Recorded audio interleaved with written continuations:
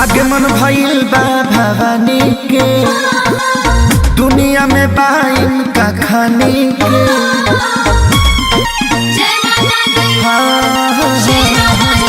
आगमन भइल बा भवानी के दुनिया में बाइन का खानी के नव दिन पूजा तू पालना हवाना हाथावा में चुनरिए गोधाना आरती हो आरती करे चलना भले बारू जौन तू बदाना आरती हो आरती करे चलना।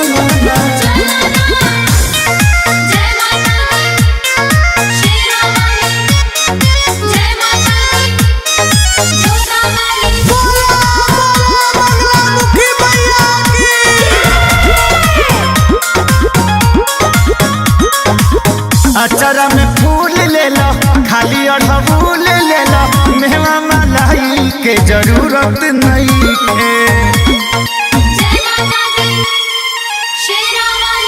दिया तू बारत रही हो माई के निहारत रही हो उनका से केहू खूबसूरत नहीं है।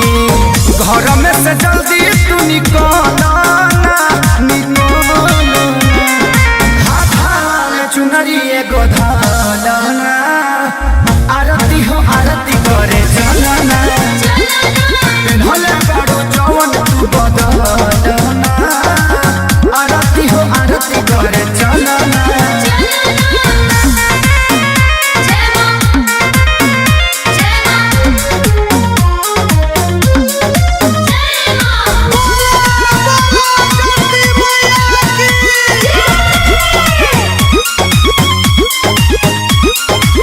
जेकरा पजाइल तरस ओकरा पर कृपा करस बिना कुछ ले ले ये उधारी कइले। हाँ जे भी विश्वास कैलस उहे कुछ खास पैलस इहे त खेसारी के खेसारी कइले। रोहित के खाली फूल फलाना चुनरिए गोधाना आरती हो आरती करे चलना भले